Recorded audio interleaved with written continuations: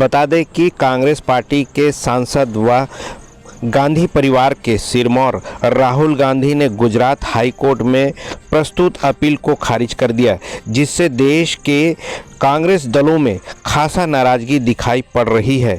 इसी संदर्भ में छत्तीसगढ़ की राजधानी रायपुर के घड़ी चौक में प्रदेश के विधायक, मंत्री तथा प्रदेश के मुख्यमंत्री, उप मुख्यमंत्री टी.एस. सिंहदेव भी सड़क पर उतर आए। राहुल गांधी की याचिका को खारिज करने के विरोध में छत्तीसगढ़ के तमाम कांग्रेस के नेता भारतीय जनता पार्टी को कसूरवार ठहराते हुए नजर आए। गुजरात हाई कोर्ट के फैसले से देश के मुख्यमंत्री एवं डिप्टी सीएम ने यह बात बिल्कुल साफ कर दी है कि नरेंद्र मोदी देश के प्रधानमंत्री द्वारा छत्तीसगढ़ में आम सभा से आगामी चुनाव में कोई प्रभाव नहीं पड़ने वाला है। मोदी जी, देश का संविधान खतरे में है साथियों, देश का लोकतंत्र के खतरे में, देश के हर नागरिकों को मौलिक अधिकार प्राप्त है। हम देश की बात, अपनी बात, प्रजातंत्र की बात हम कर सकते हैं। प्रदेश कांग्रेस कमेटी के द्वारा धरना प्रदर्शन का कार्यक्रम आयोजित किया गया। आज तो ऐसे कार्यक्रम बहुत सारे थे। बूथ चलो कार्यक्रम था रायपुर दक्षिण में, लेकिन अब उसे आगे बढ़ा दिया जाएगा। एक दो दिन के बाद कल तो हम लोग सरगुजा जाएंगे महाराज साहब के साथ।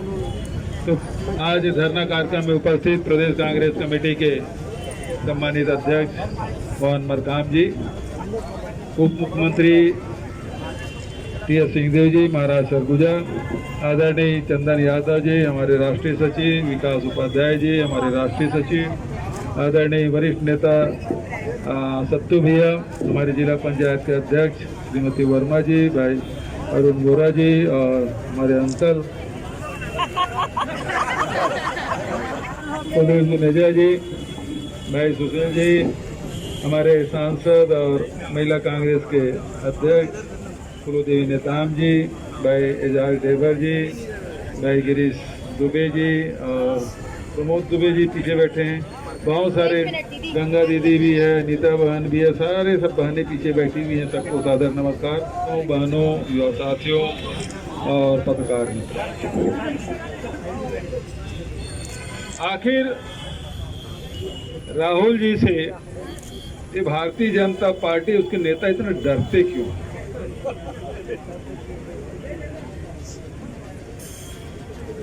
राहुल जी अब तो सांसद भी नहीं है,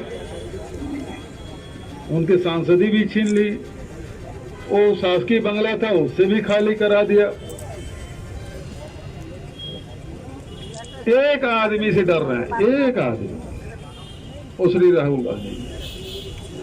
यही हाल अंग्रेजों का था, वो भी एक ही आदमी से डरते थे, मोहनदास करमचंद गांधी, महात्मा गांधी। दोनों में बड़ी समानता। वो भी फूट डालो राज करो और ये लोग भी फूट डालो राज करो, भाई भाई को लड़ाने के काम वो भी करते थे, ये भी करते थे। और इसीलिए ये डरे हुए लोग सच का सामना नहीं कर सकते। राहुल गांधी जी सच्चाई की बात करते हैं, सच की बात करते हैं, ईमान की बात करते हैं और इसलिए डरते हैं। लोकसभा में बोलने नहीं देते। आखिर लोकसभा में राहुल जी का भाषण आप सुना? सबसे ज्यादा उनका भाषण वायरल हुआ जब उन्होंने राफेल के बारे में प्रश्न किया था, अनिल अंबानी के बारे में प्रश्न किया था, उन्होंने अडानी के बारे में प्रश्न किया था, उन्होंने तीन काले कानून के बारे में प्रश्न किया था, किसानों का मुद्दा उन्होंने उठाया था। कन्याकुमारी में जहां झंडा से थमाया गया, उसमें जहां वहां के मुख्यमंत्री स्टालिन, हमारे वरिष्ठ मुख्यमंत्री अशोक गहलोत और तीसरे में मैं भी था, जो उनको झंडा थमाया राहुल जी का और वहां से पद यात्रा जो शुरू की, वो जाके लाल चौक कश्मीर में समाप्त हुआ। कोई उम्मीद नहीं कर पा रहा था कि राहुल जी चल भी पाएंगे, लेकिन राहुल जी का आत्मविश्वास, करोड़ों करोड़ों हिंदुस्तान की दुआएं और सच उनके साथ था।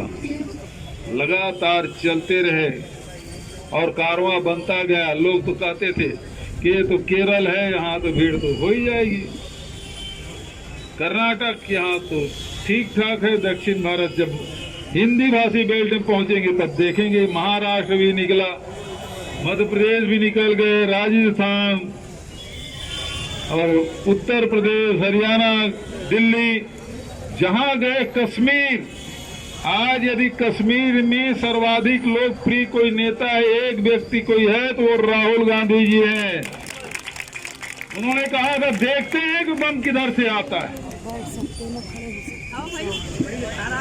तो उसने रोक दिया था, बोले मैं तो रुकूंगा नहीं, चलूंगा, लेकिन देखता हूं कि नफरत के बाजार में मोहब्बत की दुकान खोलने वाले को निपटाने के लिए किसके हाथ से बम हाथ में आता है और किधर से चलता है, मैं देखना चाहता हूं। और आदरणीय साथियों, पूरी ताकत जम्मू कश्मीर के सरकार की ताकत रोक ली, लेकिन राहुल जी रुके नहीं। लाल चौक में झंडा उन्होंने फहराया और आसमान से, वो समय नहीं था बर्फबारी का, आसमान से बरसा हुआ बर्फ हुई। बहुत सारे साथी हम सब थे वहां। तो जनता भी साथ है, ऊपर वाला भी राहुल जी के साथ है। तुम कितने भी प्रधान कर लो, कितने भी प्रताड़ित कर लो, लेकिन राहुल जी न झुकेंगे न रुकेंगे। अभी नरेंद्र मोदी जी का आज रायपुर आगमन हुआ है और उन्होंने जो जिस प्रकार से भीड़ जुटाई थी, तो उससे लगता था कि कहीं ना कहीं कांग्रेस को पछाड़ने का एक प्रयास चल रहा है भारतीय जनता पार्टी द्वारा। तो इस विषय में क्या कहना है? भारतीय जनता पार्टी पूरी तरीके से बैकफुट में आ गई है, राहुल गांधी जी से डरती है।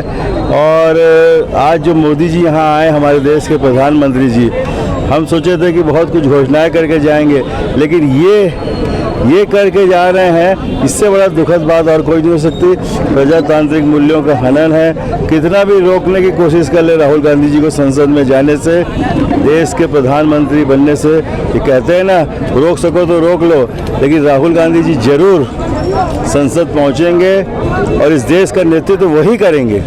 जिस प्रकार से भारतीय जनता पार्टी जो है अपना मुख्यमंत्री आगामी चुनाव के लिए चेहरा सामने नहीं लाई है, उसका सबसे बड़ा रीज़न क्या हो सकता है? भारतीय जनता पार्टी ने 15 साल तक कुंभकर्णी नींद में सोकर समय बिताया।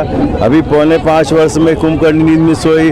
आज आप देख लीजिए भूपेश बघेल के नेतृत्व में कितने कार्य हो रहे हैं। और अभी वो जागी है, तो सब एकदम से जागने से तो कोई साथ नहीं देता। जागने का प्रभाव पड़ सकता है? कुछ प्रभाव पड़ने वाला नहीं। लोग जानते हैं कि सोने वाले हैं, कुंभकर्णी नींद में सोते हैं, फिर सो जाएंगे और सत्ता लेके सो जाएंगे तो क्या होगा इस प्रदेश का? क्या बता सकते हैं, जब मुख्यमंत्री जो उनका चेहरा सामने नहीं ला रहे हैं, तो कौन सा चेहरा सामने आएगा जिस पर जनता विश्वास करे? भूपेश बघेल जी के सामने वो कोई चेहरा ला ही नहीं पा रहे हैं। इतनी ताकत नहीं है कि इस चेहरे के सामने कोई चेहरा वो ला सके। अब ये मानकर चलिए पिछली बार 15 में थी, अब और कम सीटों में सिमट जाएगी भारतीय जनता पार्टी। कोई नई बात नहीं, एक भी नई बात नहीं। उनको तो ये कहना था कि हाँ, छत्तीसगढ़ में हमने सुना कि 36,000 करोड़ का धान घोटाला पीडीएस का हुआ था, हम उसकी जांच कराएंगे। उनके इस दौरे का चुनावी असर, सियासी असर देखा जाए आने वाले चुनाव में? चुनावी दौरा था शुद्ध रूप से। आप देखें, पिछले चुनाव के पहले आए थे, अब इस चुनाव के पहले आए। बीच में छत्तीसगढ़ के लिए उनके मन में या उनके प्राथमिकता में स्थान नहीं रहा। सर, इस प्रकार से अभी आपको बड़ी जिम्मेदारी मिली है और इस कांग्रेस जो है बड़ा भरोसा कर रही है, कांग्रेस पार्टी के कार्यकर्ता भी बहुत भरोसा कर रहे हैं, तो इस भरोसे को किस प्रकार से कायम रख पाएंगे? जो काम हमने किया है, सरकार ने किया है, और इसमें कोई दो राय नहीं है कि अच्छे बड़े बड़े काम सरकार ने किए हैं। देश की अन्य सरकारों के माध्यम से जो उनके प्रांतों में काम नहीं हो रहे हैं, वो यहाँ हो रहे हैं। सर, अनियमित कर्मचारियों को लेकर के बड़ा विश्वास आपके ऊपर है और वो लगातार आपके चेहरे के ऊपर नज़र उठाए देख रहे थे और उनका अब जाकर के विश्वास ही है कि जब से आपको उप मुख्यमंत्री बने हैं, उनकी आस अब बन गई है। तो इस पर कैबिनेट की जो बैठक हुई थी, उसमें स्पष्ट नहीं हो पाया कि अब अनियमित कर्मचारियों को लिए क्या होगा। संख्या उनकी वास्तव में बहुत बड़ी है और अलग अलग विभाग के अलग अलग स्तर के अलग अलग कर्मचारियों की स्थिति अलग अलग है। इसके लिए कैबिनेट में यही बात आई थी कि मुख्य सचिव जी के पास सभी जो संगठन हैं उनकी वो चर्चा हो और अपनी बातों को रखें, उसमें से जो किया जा सकता है उसको करें। आज राजधानी में प्रधानमंत्री जी पधारे हैं और उन्होंने कहा है स्पष्ट रूप से कि कहीं ना कहीं प्रदेश की कांग्रेस को बड़ा प्रभाव पड़ सकता है, पार्टी में कहीं ना कहीं फेरबदल हो सकती है। इस विषय पर क्या कहना है? उनका काम है अपनी बात रखना, हम लोग का काम है कि छत्तीसगढ़ के लोगों का ध्यान रखना। हम लोग छत्तीसगढ़ के लोगों का ध्यान, वो हमारी प्राथमिकता है, बाकी सुनना है। और सर, मोदी जी आए हैं, कई आंकड़े पेश किए हैं क्या? देखिए, लोगों को गुमराह नहीं करना चाहिए। वो देश के प्रधानमंत्री हैं, वो हर एक चीज़ को जानते हैं। मुख्यमंत्री जी ने अभी क्या कहा, धान खरीदी की बात आई, उन्होंने कहा उत्तर प्रदेश में धान की खरीदी हो रही है क्या? वो वहाँ से सांसद हैं, वहाँ से सांसद बनने के बाद प्रधानमंत्री बने। गुजरात उनकी कार्य भूमि रही, क्या धान की खरीदी न्यूनतम समर्थन मूल्य में गुजरात में हो रही है क्या? हो रही है? नहीं हो रही है। अर्थात केंद्र सरकार कुछ नहीं करा रही। जहाँ जहाँ खरीदी इस प्रक्रिया से हो रही है, न्यूनतम समर्थन मूल्य में हो रही है, वो राज्य सरकारें करा रही हैं। राज्य सरकार बैंकों को गारंटी देती है, फिर 10-10, 20-20 हज़ार करोड़ रुपए लोन में लेती है। 1 लाख टन धान की आप खरीदी करते हो और 2500 रुपये का अगर भाव है, मोटा मोटी मैं बता रहा हूँ, तो कितनी राशि हो गई? 25,000 करोड़ रुपए। एक नया पैसा केंद्र सरकार से नहीं आया है, एक नया पैसा। जो पैसा है सरकार की गारंटी पे, राज्य सरकार की गारंटी पे की हम खड़े हैं, हम सॉवरेन गारंटी देते हैं कि पैसा आपका हम पटाएंगे, तब बैंक 25,000 करोड़ रुपए किसी राज्य सरकार को देता है। उस पैसे से धान खरीदी होती है और उसके ऊपर 9,000 रुपये प्रति एकड़ धान के भाव को राज्य की सरकार इनपुट सब्सिडी के रूप में देती है। केंद्र सरकार का कौन सा पैसा लगा?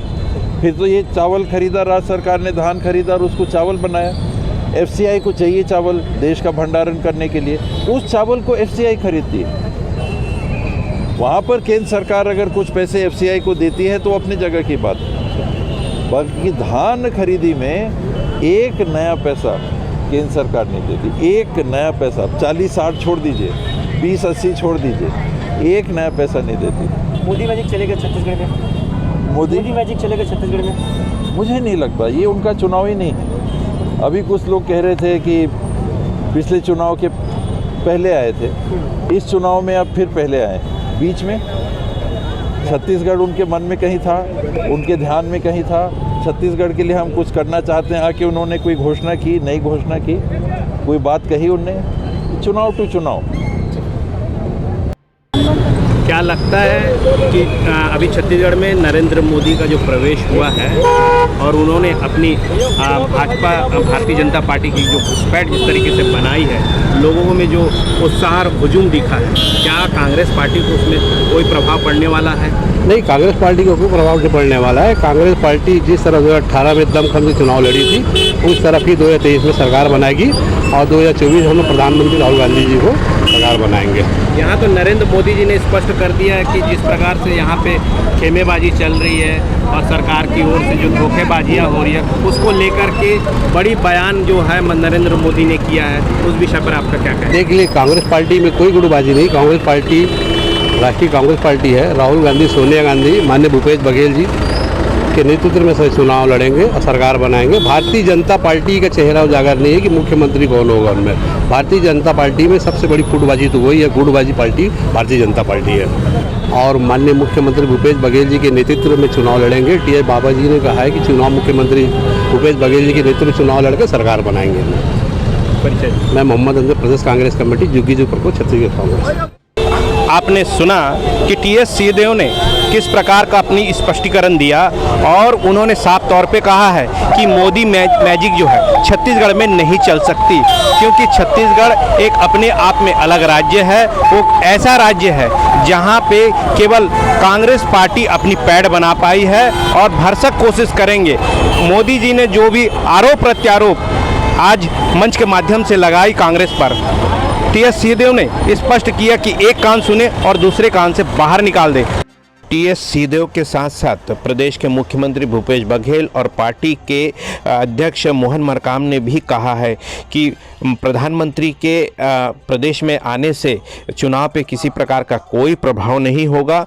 हम निश्चित रूप से अपनी छवि के अनुसार प्रदेश की जो चुनाव है उसको जीतेंगे। तो दर्शकों, हमारे साथ बने रहे, देखते रहिए खास खबर। मैं दीपक मजूमदार और आप देख रहे हैं हल्ला बोल न्यूज़। जय हिंद।